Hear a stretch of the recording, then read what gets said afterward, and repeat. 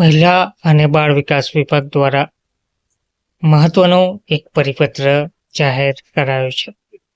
નમસ્કાર મિત્રો, સ્વાગત છે તમારું અમારી યુટ્યુબ ચેનલમાં. મિત્રો, મહિલા અને બાળ વિકાસ વિભાગે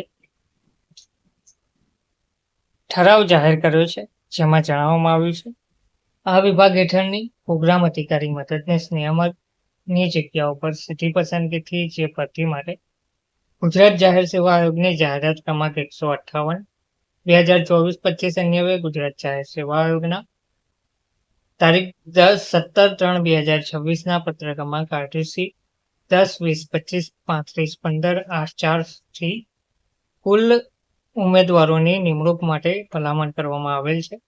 આયોગની ભલામણ અન્વયે નીચે કોષ્ટકમાં દર્શાવેલ ઉમેદવારોને પ્રોગ્રામ અધિકારી મદદનીશ નિયામક વર્ગ 1 તરીકે પગાર સુધારણા નિયમો આરોપી 2016 મુજબ પે મેટ્રિક્સ લેવલ 10 ના ₹56,100 થી ₹1,77,500 ના પગાર ધોરણમાં તદ્દન હંગામી અને કામચલાઉ ધોરણે તેમના નામ સામેના કોલમ નંબર 4 દર્શાવેલ જગ્યાએ તેઓ ફરજ પર હાજર થાય તે તારીખથી 2 વર્ષના અજમાયશી સમય માટે પ્રોગ્રામ અધિકારી મદદનીશ નિયામક વર્ગ 1 તરીકે નીચે જણાવેલ શરતોને આધીન નિમણૂક આપવામાં આવે છે. ઉમેદવારનું નામ છે પાયલ દિનેશ કુમાર નાયક, શારીરિક શૈક્ષણિક 50 વર્ષ, નિમણૂકનું સ્થળ જિલ્લા પંચાયત કચેરી, જિલ્લો મહેસાણા, અને શ્રી પરેશ રશ્મિકાંત રાજપુરા, દિવ્યાંગ કેટેગરી, સામાન્ય વર્ગ, નિમણૂકનું સ્થળ જિલ્લા પંચાયત કચેરી, જિલ્લો ગીર સોમનાથ.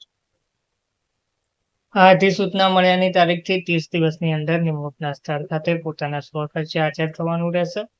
તેઓની આ નિમણૂક હાજર થયાની તારીખથી 2 વર્ષની મુદત માટે અજમાયશી ધોરણે કરવામાં આવે છે. અજમાયશી મુદત દરમિયાન પે મેટ્રિક્સના 10 મુજબ ₹56,100 થી ₹1,77,500 પગાર ધોરણમાં ન્યૂનતમ તબક્કે તથા નિયમનો અનુસાર અન્ય ભથ્થા મળવાપાત્ર થશે.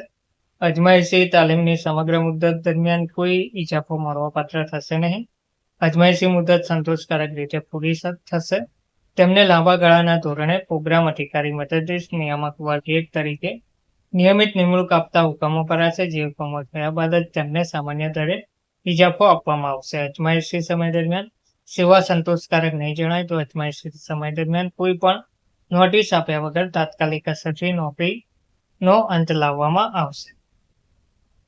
તેઓને સામાન્ય વહીવટ વિભાગના તારીખ 16/1/69 અને 12/1/70 પરિપત્ર ક્રમાંક તેમજ સામાન્ય વહીવટ વિભાગના 19/9/16 ઠરાવ ક્રમાંક VCAની જોગવાઈ અનુસાર સંબંધિત સત્તા અધિકારીઓ પાસેથી મેળવવાના રહેતા ચારિત્ર્ય, વર્તણૂક અને પૂર્વ વૃત્તાંત પ્રમાણપત્ર મેળવી લેવાના રહેશે અને ત્યાર પછી તેઓએ તેમના નિમણૂકના જિલ્લામાં હાજર થતા પહેલા મહિલા અને બાળ વિકાસ વિભાગને આપવાના રહેશે. સામાન્ય વહીવટ વિભાગના તારીખ 9/6/89 પરિપત્ર ક્રમાંકની સૂચના મુજબ આ ઉમેદવારો અજમાયશી જગ્યાનો હવાલો સંભાળે તે તારીખથી અજમાયશી સમયગાળા દરમિયાનની તેમની કામગીરીના વાર્ષિક મૂલ્યાંકન અહેવાલો ઉક્ત પરિપત્રથી નિયત થયેલા નમૂનામાં સરકારશ્રીને મોકલી આપવાના રહેશે. જો તેઓ નિયમો હેઠળ ઠરાવેલી ઉક્ત પરીક્ષા નિયત તકમાં પાસ કરી શકશે નહીં તો તેમની સેવા કોઈપણ જાતની નોટિસ આપ્યા વિના સમાપ્ત કરવામાં આવશે. તો નોકરીની અન્ય શરતો, દાખલા તરીકે શિસ્ત, વર્તણૂક, પગાર ભથ્થા, પેશગીઓ વગેરે સરકારે વખતો વખત નક્કી કરેલા નિયમોથી વિનિયમિત થશે. તેઓએ સરકારશ્રીએ વખતો વખત ઠરાવેલા નિયમો મુજબ ગુજરાતી અથવા હિન્દી અથવા બંને પરીક્ષાઓ પ્રવર્તમાન નિયમો અનુસાર પાસ કરવાની રહેશે. તેઓએ હાજર થતા પહેલા સામાન્ય વહીવટ વિભાગના 3/12/1986 પરિપત્ર ક્રમાંક મુજબ સોગંદ લેવડાવવાના રહેશે. તે મુજબ સોગંદ લીધા બાદ તેઓને હાજર કરવામાં આવશે. તો ગુજરાતના રાજ્યપાલશ્રીના હુકમથી અને તેમના નામે આ પરિપત્ર મહિલા અને બાળ વિકાસ વિભાગ દ્વારા જાહેર કરવામાં આવે છે. ધન્યવાદ.